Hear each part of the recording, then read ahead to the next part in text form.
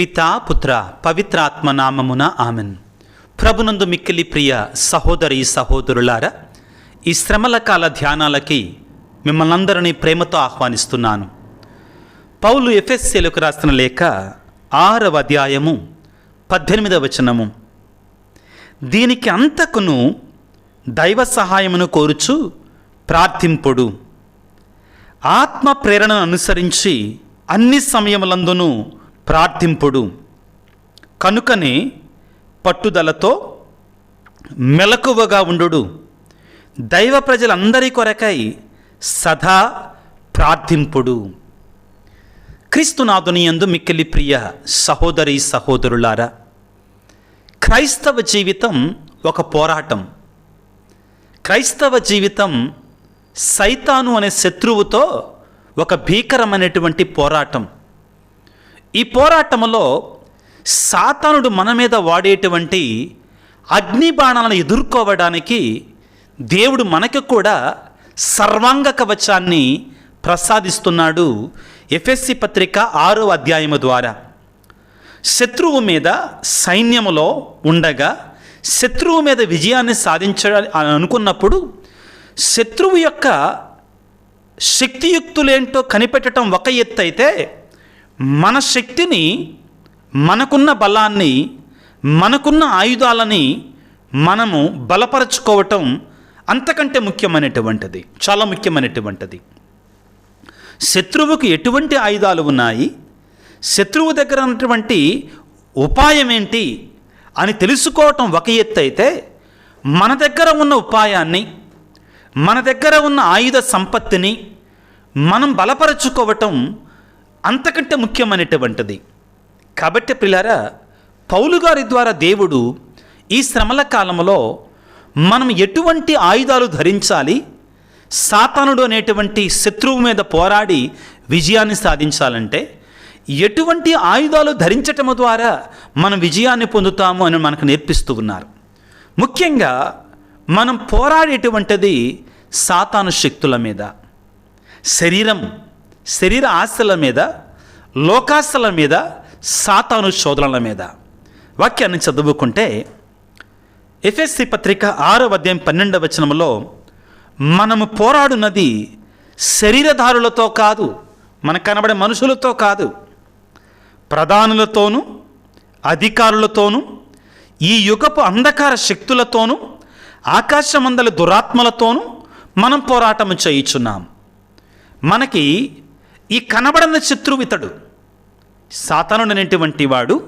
మనకి కనబడనటువంటి శత్రువు అతడు, మన ఎదురుగా ఉండడు.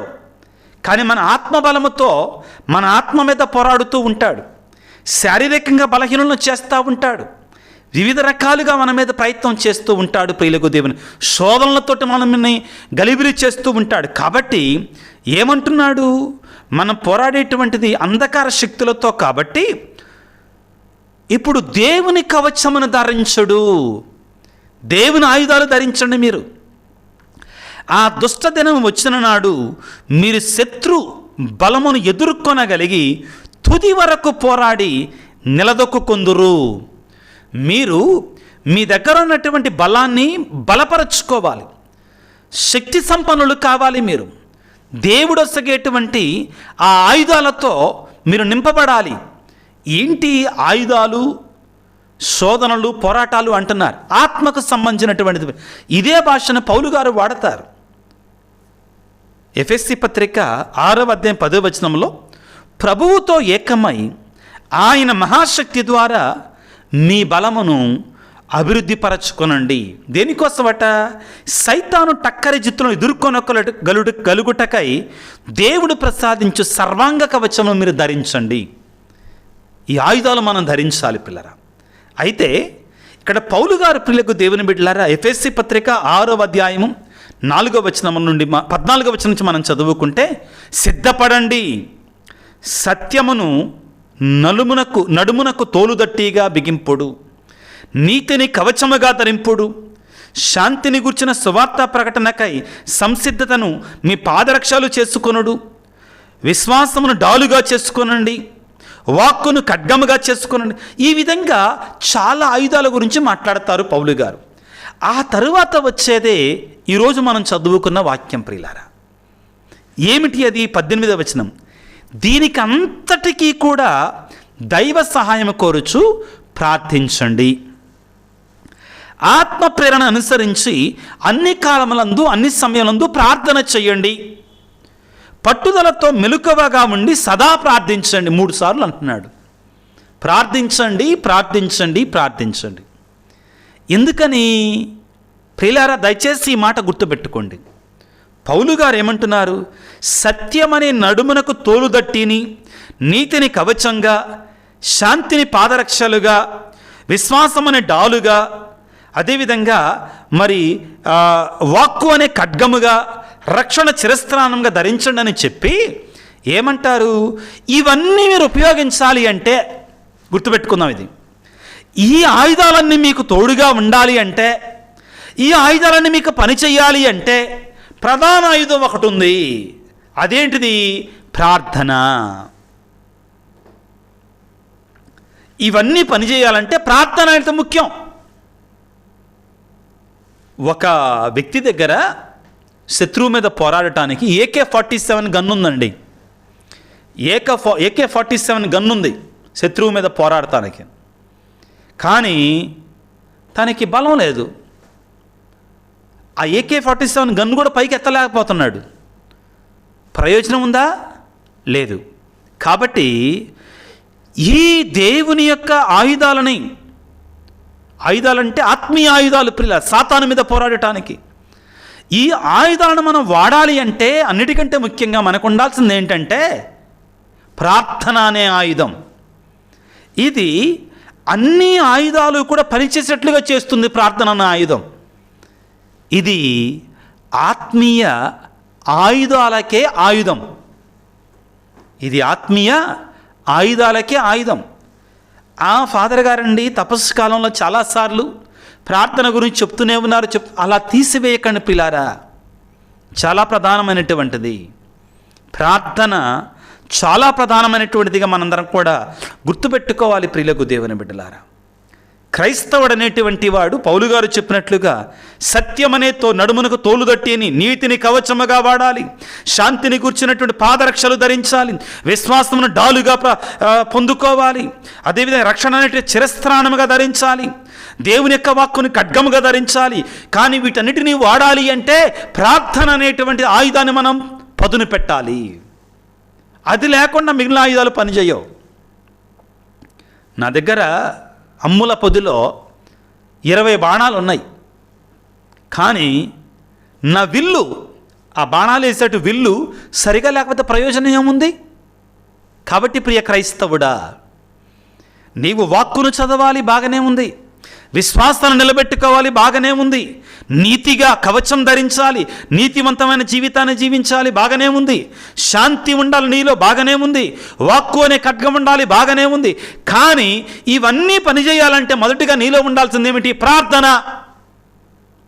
ఈ ప్రార్థన లేకుండా నీతి పెరగదు నీలో, విశ్వాసం పెరగదు నీదో, రక్షణ అనేటి శిరస్త్రాణం ఉండదు నీలో, వాక్కు అనే ఖడ్గం ఉండదు, పనిచేయదో. కాబట్టి అన్నిటికీ మూలం ప్రార్థన. కాబట్టి ఈ శ్రమల కాలంలో మనకి ఇవ్వబడినటువంటి 3 ఆయుధాలు, ప్రధానమైన ఆయుధాలు ప్రార్థన, ఉపవాసము, దాన ధర్మాలు. ఈ ప్రార్థన చాలా ముఖ్యమైనటువంటిది ప్రియులారా. ప్రార్థన లేకుండా నేను క్రైస్తవ జీవితంలో ఈ శ్రమల కాలంలో, ఈ తపస్సు కాలంలో నేను ముందుకు వెళతాను, లేదా వాక్యాన్ని ఒకదాన్ని చదువుకుంటే చాలు, ప్రార్థన లేకుండా ఉపవాసం ఉంటాను, నాకు ప్రార్థన లేకుండా నో, ప్రయోజనం లేదండి. ప్రార్థన లేనటువంటి ఉపవాసం ప్రయోజనం శూన్యం ప్రియులారా. అసలు పాతకాలంలో ఉపవాసం ఎలాగ ఉండేవాళ్ళో తెలుసా? ఈ 40 దినాలు కూడా పని కూడా వెళ్ళేవాళ్ళు కాదు. దాన్ని చేయమని ఇప్పుడు కోరటల్లా, నిత్య జీవిత కార్యకలాపాలను నడిపించుకుంటూనే ఉపవాస దినాలను పాటిస్తూ ఉపవాసం ఉండవచ్చు. కానీ ప్రియులకు దేవుని బిడ్డలారా, అన్నిటికంటే ముఖ్యమైనది ప్రార్థన. పౌలు గారు అంటారు కదా, ఏమిటి? ప్రార్థనా జీవితం లేకుండా, ప్రార్థనలంటే ప్రేమ లేకుండా మన ప్రవచనాలు పలకగలిగిన ఏమున్నా కానీ ప్రయోజనం లేదు. కాబట్టి ప్రియులకు దేవుని బిడ్డలారా, ఈ ప్రార్థన అనేటువంటి ఆ యొక్క ఆయుధం అన్నిటికంటే కూడా బలమైన ఆయుధంగా మనం స్వీకరించగలగాలి. అటువంటి శక్తినివ్వమని మనందరం కూడా వేడుకోవాలి పిల్లారా. అయితే ఇక్కడ ఆ ప్రార్థన గురించి మాట్లాడేటప్పుడు పౌలు గారు ఒక మాట వాడతారు.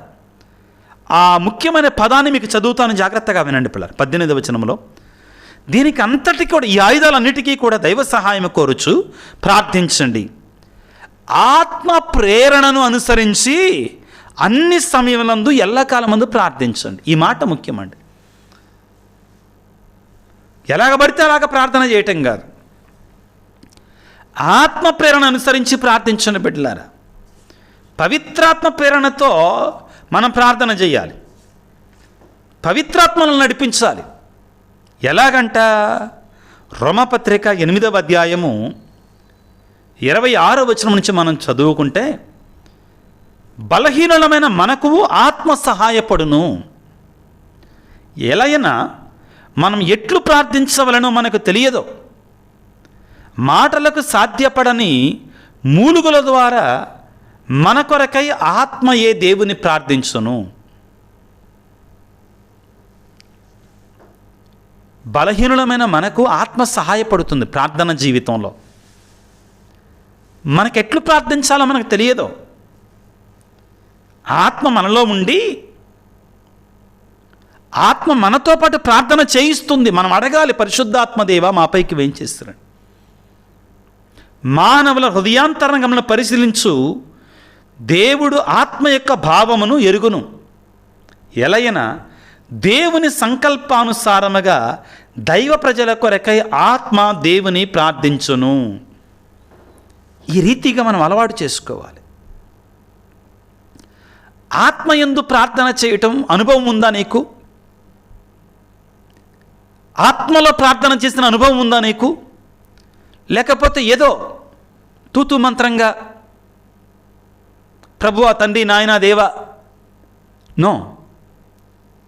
ఒకలాంటి తృప్తి, ఒకలాంటి మూలుగు, ఒకలాంటి తపనతో ప్రార్థన చేయగలుగుతున్నావా? నేర్పించమని వేడుకో, దేవుడు నేర్పిస్తాడు. దీనిని గురించే సమరయ స్త్రీతో మాట్లాడినప్పుడు ప్రియులారా, యేసు ప్రభువు ఈ ఆత్మయందు ప్రార్థన చేయటాన్ని గురించి మాట్లాడతాడు. యోహాను సువార్త 4వ అధ్యాయము 23వ వచనం నుంచి ప్రభు ఈ విధంగా అంటున్నాడు, కానీ సమయము ఆసన్నమగుచున్నది, నిజమైన ఆరాధకులు ఆత్మయందును సత్యమందును తండ్రిని ఆరాధించే సమయం ఆసన్నమైనది. ఎలాగంట? ఆత్మయందును సత్యమందును. నిజమనుకు తండ్రిని ఆశించున్నది ఇటువంటి వారినే, ఇటువంటి ఆరాధికులనే. దేవుడు ఆత్మస్వరూపి కనుక ఆయనను ఆరాధించువారు ఆత్మయందును సత్యమందును ఆరాధించవలయను. ప్రియ దేవుని బిడ్డ, నీవు దేవుని యొక్క ఆత్మలో ప్రార్థించగలుగుతున్నావా? ఏంటది? పర్సనల్ ప్రేయర్, తలుపులు మూసుకొని ప్రార్థన, వ్యక్తిగతమైన సంభాషణ దేవునితోటి. ఆత్మీయ అనుభవం ఉన్నటువంటి వారికి అర్థమవుద్దండి ఈ భాష అంతా కూడా. ప్రభు ఏమంటాడు? ప్రార్థించినప్పుడు మీరు ఆ ఒంటరి ప్రార్థన, ఆ ప్రార్థన అనుభవం, అది మనకు కావాలి. దేవునితో అప్పుడు మనం ఎదుగుతాం ప్రియులారా. మత్తయి శుభవార్త 6వ అధ్యాయంలో, ప్రార్థన చేయనప్పుడు నీవు నీ గదిలో ప్రవేశించి తలుపులు మూసుకొని అదృశ్యుడై ఉన్న నీ తండ్రిని ప్రార్థించుము, అట్లయిన రహస్య కార్యములెల్లా గుర్తించు, నీ పిత నీకు తగు బహుమానమును వసగును. తపస్సు కాలంలో ప్రియులారా, సంఘ ప్రార్థన, సామూహిక ప్రార్థన, దివ్యబలి పూజలో పాల్గొవడం, జపమాల, సామూహిక జపమాలలో పాల్గొవటం, సిలువ మార్గాల్లో పాదయాత్రలో పాల్గొనడం మంచిది, కావాలి, అది కావాలి, చాలా ముఖ్యం. దానికంటే ఎక్కువగా పర్సనల్ ప్రేయర్, ఆత్మచేత నడిపించబడిన ప్రార్థనలో మనం ఉండాలి. ఆ పర్సనల్గా, వ్యక్తిగతంగా మనం 10 మంది ముందు మనం ప్రార్థన చేయలేకపోవచ్చండి, కానీ దేవునిలో మమేకమై ఒక తపనతో, ఒక తెలియనటువంటి ఆత్మీయ అనుభవంతో, ఆత్మీయమైనటువంటి ఆ తన్మయత్వంతో ప్రార్థన చేయగలిగే స్థితికి మనం చేరుకోగలగాలి. ఎఫెసీ పత్రిక 6వ అధ్యాయంలో పౌలు గారు దీని గురించే మాట్లాడేది. ఏమంటున్నాడు? ఆత్మ ప్రేరణను అనుసరించి అన్ని సమయములందు సదా ప్రార్థించండి. ఈ తపస్సు కాలంలో ప్రియులారా, మనం మన జీవితాన్ని సరిచేసుకోవాలి అంటే ముందుగా ప్రార్థించటం నేర్చుకోవాలి. ఫాదర్, నాకు ప్రార్థన చేయటం రాదు. గది తలుపులు మూసుకో, మోకాళ్ళ మీద ఉండు, చేతులు చాచు, లేకపోతే కూర్చో. ప్రభువా, నాకు ప్రార్థన చేయటం నేర్పించాను అడుగు. నేర్పించాడు ఆయన, నీకు నేర్పిస్తాడు. ఎందుకు నేర్పించాడు? నీకు వచ్చినట్టుగా ప్రార్థన చేయటం ప్రారంభించు. ప్రారంభంలో కొంచెం కష్టంగా ఉంటుందేమో, కఠినంగా ఉంటుందే, నిదానంగా అలవాటు అయిపోద్ది. ఆత్మ ప్రేరణతోటి మనం ప్రార్థన చేయటం నేర్చుకోవాలి. అప్పుడు మనల్ని ఏ శక్తి కూడా ఏమీ చేయలేదు. ఆత్మ ప్రేరణతో ప్రార్థన చేయడానికి ఒక ఉదాహరణ ఇస్తాను మీకు. మోషే కొండ మీద మోకాళ్ళ మీద ఉండి చేతులెత్తి ప్రార్థన చేయటం మొదలుపెట్టాడు. ఎంతవరకు ప్రార్థన చేశాడు ఆయనకు కూడా తెలియదో. ఆ చేతులు కిందికి వెళ్ళిపోతున్నాయి. ఇద్దరు శిష్యులు చేతులు పట్టుకొని పైకి లేపారు. ఈయన ప్రార్థన చేస్తూనే ఉన్నాడు విజయం పొందే వరకు కూడా. నీ ప్రార్థన మధ్యలో ఆగిపోతుందా? యేసు ప్రభు ప్రార్థన చేస్తుంటే ఒంటరిగా, ప్రభువా, మాకు కూడా ప్రార్థన చేయటం నేర్పించయ్యా అని అడిగారు శిష్యులు. ప్రియులకు దేవుని బిడ్డలారా, వ్యక్తిగత ప్రార్థన, ఒంటరి ప్రార్థన చాలా ముఖ్యం. సామూహిక ప్రార్థన, కుటుంబ ప్రార్థన అవసరమే. నీకు వీలు కలిగినప్పుడు పిల్లారా, మధ్యాహ్నం ఎవరు లేనప్పుడా, రాత్రిపూట 3 గంటలక, మధ్యాహ్నం 3 గంటల సమయంలోనా, చుట్టూ 10 మంది ఉన్నప్పుడు గుణదల కొండ ఎక్కుతామండి, ప్రాబ్లం లేదు, చాలా సులువు.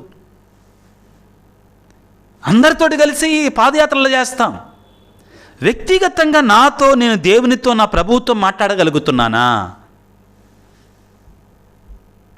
దీనికంతటకును దైవ సహాయం కోరుచు ప్రార్థించండి.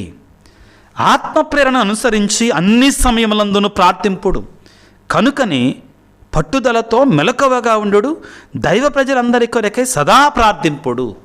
ఆత్మ ప్రేరణ అనుసరించి ప్రార్థించేటువంటి ప్రార్థనా విధానాన్ని మనకు నేర్పించమని, వ్యక్తిగత ప్రార్థన మనకు నేర్పించమని దేవుని వేడుకున్న పిల్లల తలలో వంచి. ఇక్కడ కుటుంబ ప్రార్థన వద్దని కాదండి, అది కూడా తప్పనిసరిగా మన జీవితంలో భాగం కావాలి. కానీ వ్యక్తిగత ప్రార్థన కూడా ఉండాలి. సంఘ ప్రార్థన, కుటుంబ ప్రార్థన, వ్యక్తిగత ప్రార్థన అది కూడా మనకు ఉండాలి పిల్లలు. అప్పుడే మనం ఎదుగుతాం వ్యక్తిగతంగా ప్రార్థనలు ఎదగడానికి. తలలో వంచి ప్రార్థన చేసుకుందాం. సర్వశక్తిమంతుడా, సర్వోన్నతుడా, ప్రేమగల తండ్రి, నీవెన్నో సందర్భాలలో ప్రభువా ఒంటరిగా వెళ్ళి ప్రార్థన చేశావు. నీ పరలోక తండ్రితో మమేకమై జీవించావు. పారవస్యం అందావు ప్రభువా. ఆత్మ ప్రేరణ అనుసరించి ఆ ప్రార్థనలో మీరు తేలియాడారు. పరలోక తండ్రితో ఒకటైపోయారు. మాకు కూడా ప్రభువా ఆ ప్రార్థన అనుభవాన్ని ఇవ్వండి నా తండ్రి. ఏకాంత ప్రార్థన, వ్యక్తిగత ప్రార్థన మాకు నేర్పించండి నాయన. ఏకాంత ప్రార్థనలో ఉన్న శక్తిని, ఏకాంత ప్రార్థనలో ఉన్న మహిమని, ఏకాంత ప్రార్థనలో ఉన్నటువంటి ఆ యొక్క ఆత్మీయ బలాన్ని మాకు ఇవ్వండి తండ్రి. మాకు నేర్పించండి నాయన. మాలో చాలామందికి అనుభవం లేదు ప్రభువా, మాకు నేర్పించండి తండ్రి. ప్రత్యేకమైన రీతిలో ఈ శ్రమల కాలంలో, ఈ పాస్కాయుత కాలంలో మేము ప్రభు ఆత్మీయంగా బలపడి నీలో జీవించటానికి, నీ శక్తిని పొందుకోవడానికి, నీ ఆత్మీయ వరాలు పొందుకోవడానికి మాకు సహాయం చేయమని, నీ అనుగ్రహాలను మాకు దయచేయమని, నీ ప్రియకుమారుడు యేసు ప్రభు ఈ లోకంలో ఉండగా ప్రార్థనలో గడిపాడు. మేము కూడా ప్రభు అదేవిధంగా ప్రార్థనలో జీవించడానికి కావాల్సిన శక్తిని దయచేయండి. మా మనస్సుని, మా శరీరాన్ని, మా సమస్తాన్ని మార్చండి ప్రభుగా. నిన్ను పోలి ఉండులాగా మమ్మల్ని దీవించమని ముఖ్యంగా ప్రభు ఈనాడు ఈ ప్రార్థనలో పాల్గొంటున్నటువంటి, ఈ వాక్య పరిచయలో పాల్గొన్నటువంటి నీ బిడ్డలందరినీ కూడా అమితంగా దీవించమని, ఈ శ్రమల కాలంలో ప్రభుగా నీ ఆత్మీయ మీరలతో నింపమని, వారిని వారి కుటుంబాలను వారికి ఉన్న సమస్తాన్ని దీవించమని, మీకు దగ్గరగా వారిని చేర్చుకోమని, ఆత్మీయ అనుభవం, ఒంటరి ప్రార్థన అనుభవం, వ్యక్తిగత ప్రార్థన అనుభవం మాకు ఇవ్వమని, ఆత్మ ప్రార్థన అనుభవం మాకు ఇవ్వమని మా ప్రభు అయిన యేసయ్య పరిశుద్ధ నామమున వేడుకొనుచున్నాము తండ్రి, ఆమెన్. ప్రభువు మీతో ఉందురుగాక, మీ ఆత్మతో ఉందురుగాక. సర్వశక్తిగల సర్వేశ్వరుడు పిత, పుత్ర, పవిత్ర ఆత్మ మిమ్మందరిని చల్లగా దీవించి ఆశీర్వదించి కాపాడుదురుగాక. God bless you. దేవుడు మిమ్ము, మీ కుటుంబాలను, మీకున్న సమస్తాన్ని దీవించుదురుగాక. ఆమెన్.